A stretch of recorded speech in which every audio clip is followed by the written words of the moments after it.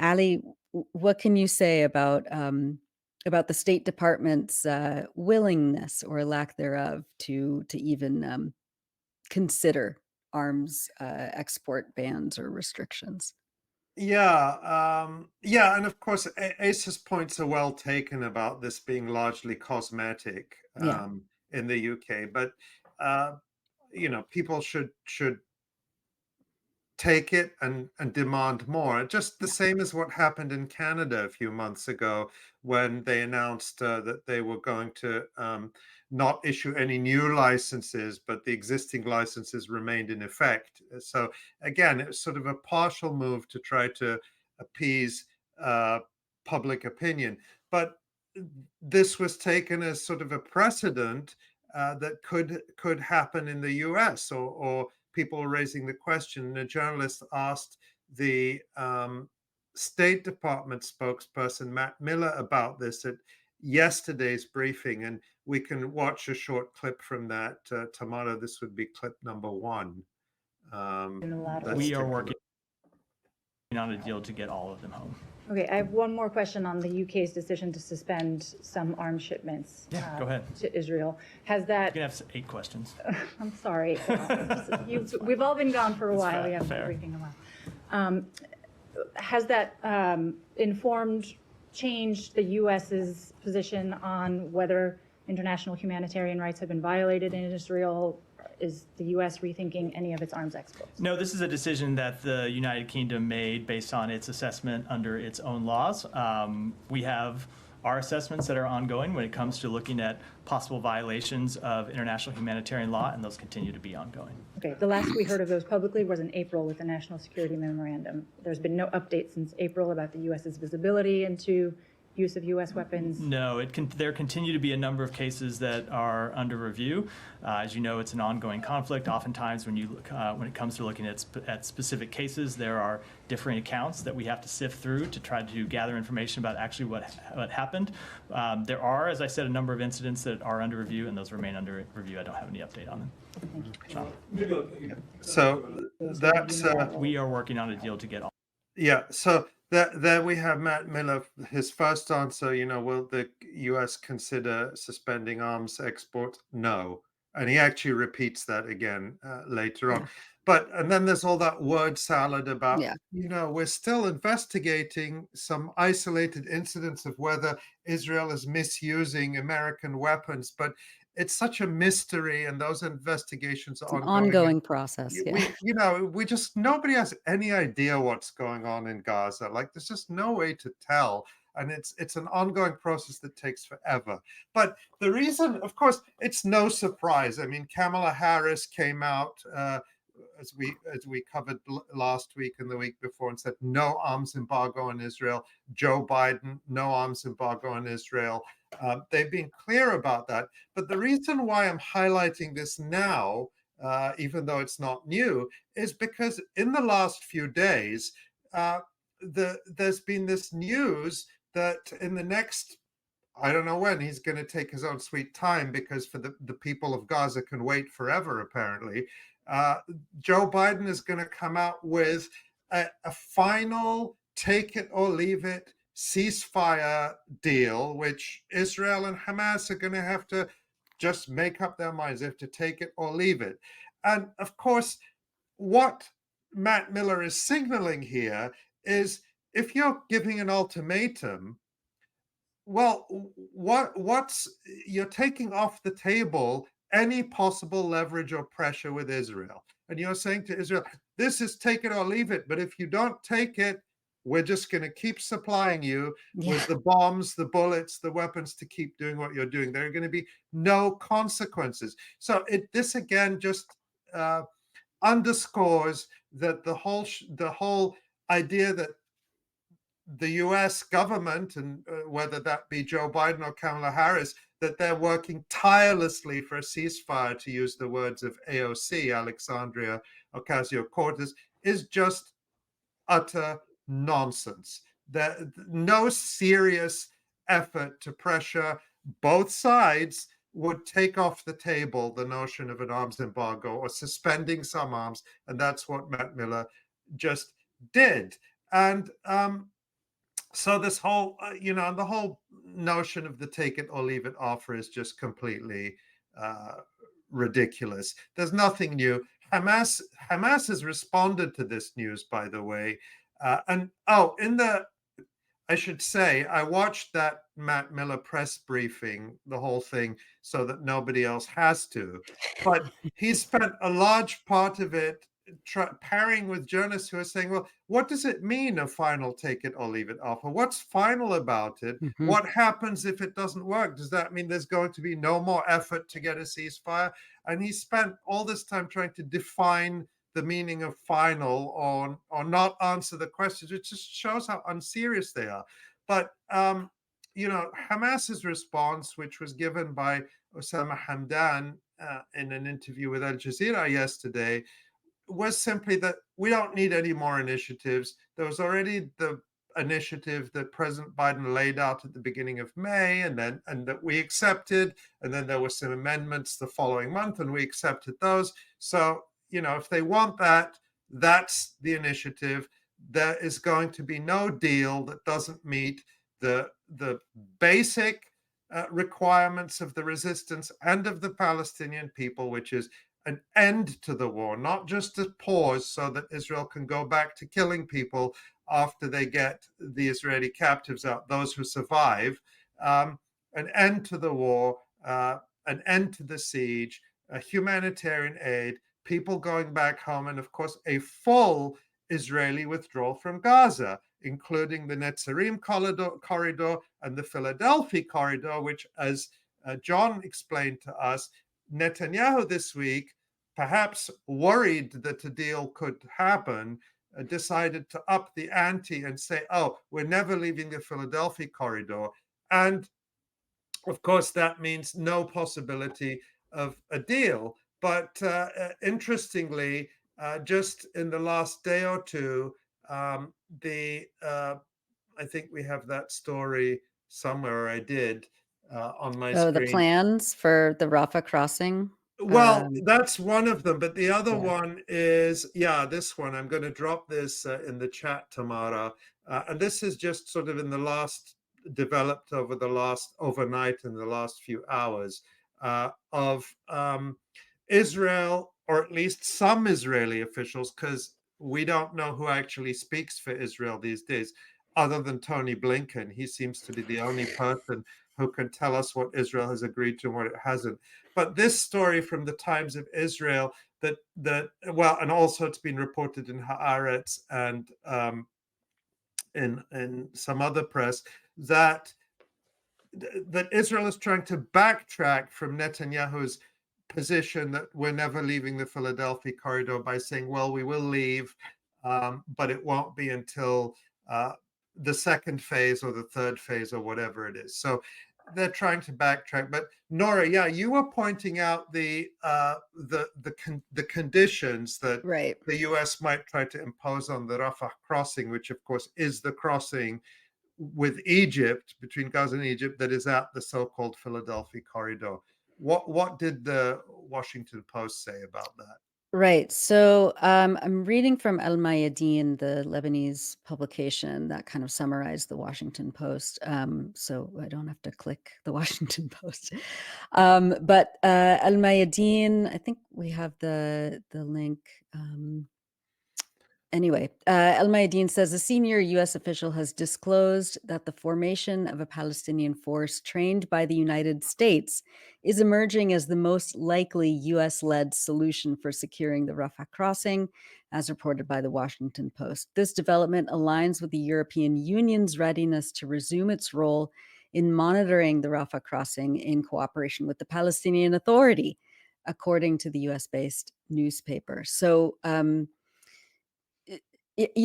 I guess I had forgotten that the European Union had a kind of temporary role as hall monitor after the Oslo Accords at the Rafah Well, it crossing. was actually in the early 2000s. Yeah. Oh, yes. It was an EU mission called UBAM, European Union Border Assistance Mission, and the point of this was again as the Palestinian Authority does, as the EU did in that setting. You know, when you go to the crossings at the between Jordan and the West Bank, and you go through, you know, where Palestinians go through, Palestinians are actually greeted by Palestinian Authority officers wearing Palestinian Authority uniforms who check their documents and everything. But the Israelis are actually behind them, behind Mhm. one-way glass. And it's the Israelis who actually decide who passes and who doesn't. And this was set up that way in the Oslo Accords, so that they could give the appearance that, oh, look, the Palestinians are in charge of this, when it's really the Israelis who are the puppet masters. And the Palestinian Authority also served that role at the Rafah crossing, and then the European Union stepped in to serve that role too, in the context of the Palestinian Authority being booted out of Gaza following its failed conspiracy with the United States and the United Arab Emirates to take over Gaza after the Hamas won the elections in 2006.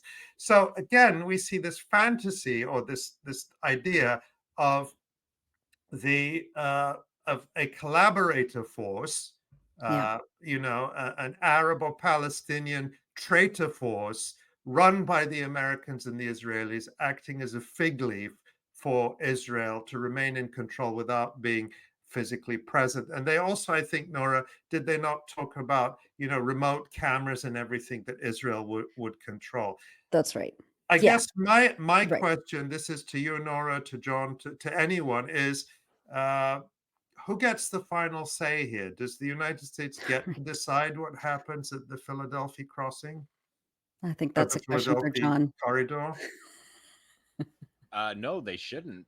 They definitely shouldn't get the final say on that. Oh, well, we agree they shouldn't, but But who does? I'm asking, can these sorts of arrangements be imposed by the United States or even by Egypt if the resistance doesn't agree to them? No, I would imagine not. The resistance has been very clear about foreign foreign armies coming in to secure any of the systems inside Gaza. They consider that a hostile foreign occupation, and their principle on that is very, very clear. So I would be deeply surprised for that if there was maybe some kind of system where it was just for introductory moments to be passed off. Maybe, who knows, in this moment where genocide is really defining things. But I wouldn't wait and expect to see Hamas sign off on chunks of their territory being put under occupation, or to have a third party country uh, Right, involvement. I just don't. They're not going to do it. I don't right. see that, especially Hamas of all movements. They've watched the failure of the PA doing that and what that means. And I think I would be surprised by Yeah, that. I also would be surprised to see Israel hand the the crossing back to Hamas at this point. The way that the Yeah. Israelis behave and act. Um, and it's a catastrophe. The closing of the yeah. Rafah crossing is a catastrophe. And it's a potential impasse. And I just want to throw that story up just so people can see it. Tamara, I don't know if we can get it up now. We had a little technical. Uh, Oh, I'll uh, put it in the chat. But yeah, I oh, mean, yeah, it's fine. yeah, We don't need to show it. But again, it was the story uh, from the Times of Israel about how now they're trying to find a way to save face and get Netanyahu to back off the insistence on the Philadelphia right. crossing. But I don't know if we should move on, just given the time. I Yeah, did want to just address, because again, John talked about the uh, the apparent execution of the 6 Israeli soldiers, the prisoners of war in Gaza, one of whom was a dual US American citizen. And of course, there has been a lot of attention to him and his family in the U.S. media and from U.S. politicians, especially since I think his family was actually featured at the Democratic National Convention and the State of the Union. and the State of the Union. They trotted them out, and I think even wasn't was that the prisoner family, that the POW family that AOC also posed for a photo with? I think so. Yeah, I think they're was. the most out in front of any of the families. Yeah, and good for or sort of deemed useful for advocacy in the United States because of his dual U.S. citizenship. So I hope we can show this clip. Again, this would be clip 2, and this is from Matt Miller at the State Department briefing yesterday. I think we're having some technical difficulties. okay. Oh, that's too bad. So Fine. Hirsch Goldberg wasn't said that he was a soldier. They said through all the campaign, it didn't say he was a soldier. We knew he was a soldier by doing the basic math, but then when he died, it was immediately photos published of him in combat uniform, and then yesterday in the newspaper, the Jewish Tribune, I think it was, combat soldier Hirsch Goldberg Pollen was called an American for 11 months upon his death. And we see photos of him. This is my language of their thing. We see photos of him, and his mom is saying that he was at Nova blowing off steam after his combat service while he was saving up money to go to Goa, which is the place that the Israeli soldiers go after their service in Goa, India, to go surf, and they all go like a cliche. And annoy all the other tourists. Yeah, they also go to Thailand. It's another favorite destination. But I think we can show this clip now. Let's see. Yeah. Publicly now. Okay, to follow up on Matt's line of questioning about Hamas leaders being brought to justice, I mean, the president said that Hamas leaders will pay for their crimes. You've walked through what that might look like, but when might that happen, considering you need Hamas's leadership sign off on a potential hostage and ceasefire deal in the near term? So when do you expect this justice and this payment for crimes to be delivered? I'm not going to put a timetable on it, but I think the United States has shown that we have a long memory when it comes to bringing to justice those responsible for the death of American citizens. Okay, has the U.S. entertained? Yeah. So that's Selectively. Yes. Well, what I wanted to point out, of course, is that it depends which U.S. citizens really, and who is killing them. So, and just one correction: AOC was posing with Ruby Ken, who is the father of 19-year-old Israeli-American Itai Ken. So it wasn't Hirsch Goldberg Pollen, just to clarify that. But let's look at so that the United States has a long memory when it comes to punishing or bringing to justice those who kill U.S. citizens, according to the State Department. Well, let's put up, Tamara, this EI story I wrote back in January back in 2022. And this was the story about the murder by Israeli forces by a specific unit called the Netzach Yehuda Battalion of Palestinian elder Omar Assad, who was killed in his village in the West Bank. A Palestinian American citizen had worked 40 years to raise his family in the suburbs of Milwaukee, had made enough money to build a home in their village, had returned with his wife to live out their retirement years surrounded by friends and family. And he was murdered in a horrible way as he was on the way home from a relative's house. And he's a US citizen. And if we put up the next link, Tamara, this is from a story from Al Jazeera, just from a couple of weeks ago, that after now more than 2 years, this happened in his killing was in January, and one of these U.S. investigations went on under the Leahy law, which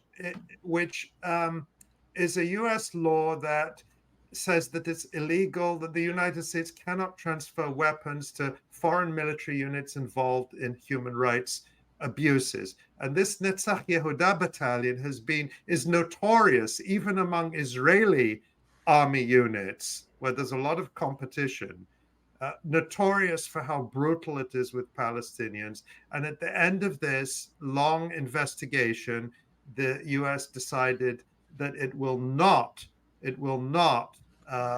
put any sanctions on this military unit. So a green light and a license to keep killing. And of course, the US, and I wrote about that in my story, the United States has also refused to prosecute, because the US just indicted Hamas leaders for killing US citizens on October 7th.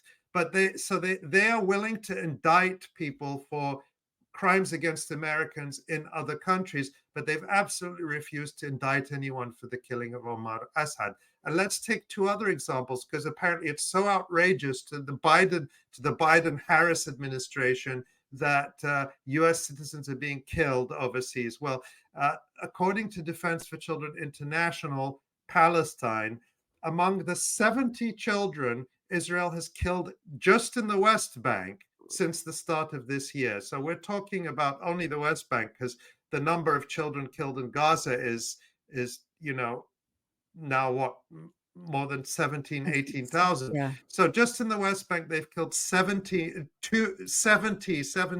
Palestinian children as of a few days ago, including two US citizens. So 17-year-old Palestinian American Muhammad Ahmed Khdur, he was killed on February, and the second Palestinian American child killed by the Israeli army is Tawfiq Hafez Ajak, who was shot and killed on January 19th as Israeli soldiers and Israeli settler opened fire on him. And we haven't heard the State Department vowing to bring their killers. No, of course justice. not. As they've ignored the execution of Shireen Abu Akleh in May of last year, as they've ignored the killing of Rachel Corrie in 2003 in Rafah in Gaza. I was there for the trials, the Rachel Corrie trials in, I don't know, September of 2010, and then a little bit afterwards in 2011. And it was completely ignored by the State Department. It was her parents, who are still seeking justice, 21 years later, have gotten absolutely no attention from. And they were a journalist and a peace activist, respectively. Yes. They were not armed combatants carrying out a genocide in the Gaza Strip.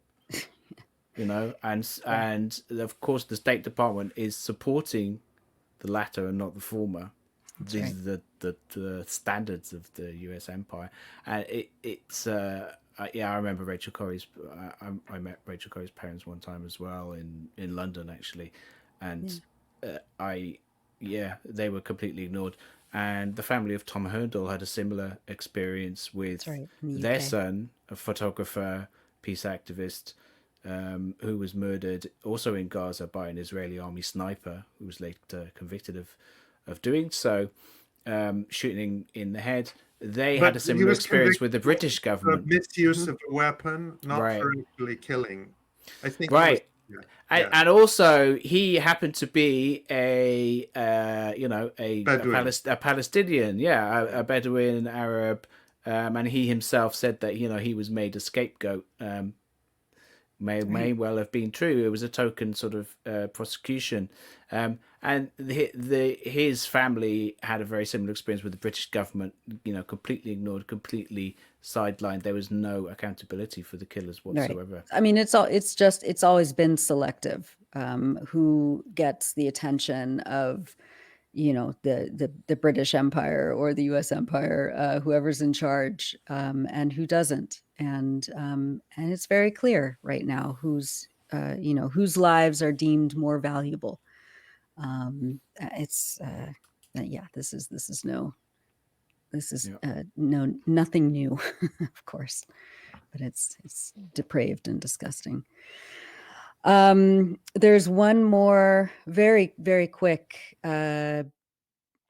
news point that I wanted to bring up. John mentioned this in his news roundup, but the statement by 𝐓𝐿 𝐄𝐥𝐞 of, now they're mowing the lawn in the West Bank, rumors of yet another ceasefire deal. I think actually we covered that, didn't we? Yeah, we did. Amazing. Okay, wait a second. My brain is completely fizzling out. Anyway, did we want to talk about what that means in terms of 𝐓𝐿 𝐄𝐥𝐞's mowing the lawn and, while he's supposedly in conflict with Netanyahu? Well, I think for the cameras. the notable thing to me about him using that mowing the lawn language again, which Israeli leaders have used for years to describe and justify their regular massacres of people in Gaza, and now he's talking about it in the West Bank, which is really applying the phrase to the West Bank, where I don't think it's ever been used, at least I'm not aware of that, is how confident Israeli leaders are. Because let's remember now that the South African case at the ICJ charging Israel with genocide listed the statements of 𝐓𝐿 𝐄𝐥𝐶 as evidence of the crime of genocide. The statements he made about starving the so-called human animals. Let's remember that in an unprecedented situation, the International Criminal Court has failed to issue the arrest warrants for Benjamin Netanyahu and 𝐓𝐿 𝐄𝐥𝐶, the two top Israeli officials. Now, months since the chief prosecutor Karim Khan requested that the judges issue the arrest warrants. And remember when we talked about this a couple of months ago, we pointed out that this is usually a formality. The prosecutor asks the judges to issue the arrest warrants, and the arrest warrants follow usually within a few weeks. It might take a month, it might take up to 2 months, but I think we're like at 3-4 months now, unprecedented. Yeah. The judges took 3 weeks to issue an arrest warrant for the president of Russia, for Vladimir Putin, after the prosecutor requested it on a really spurious, in my opinion, just very strange charge of transferring children, something that Israel does all the time. I mean, these children were evacuated arguably for safety, whereas what Israel does is it abducts children to Israel and puts them in prisons. There's no allegation that Russia did anything like that, but it took 3 weeks. You can argue about the merits of the case, but Israeli leaders have been accused by the prosecutor of things far more serious in this indictment than Putin was charged with in his ICC indictment. Far more serious, and it took 3 weeks. And even Karim Khan, who, as we know and we've discussed, is sort of a puppet of the British government and the US empire, and who really held back on these indictments in terms of the time he took, and then the scope was very narrow, and then the number he issued was very tiny, and he's done nothing since then. Even he is complaining to the judges and saying, come on now, hurry up and issue the arrest warrant. So to me, that's the important context here, that 𝐓𝐿 𝐄𝐥𝐶 feels confident enough to continue making genocidal statements like this, apparently secure in the knowledge that nothing is going to happen to them.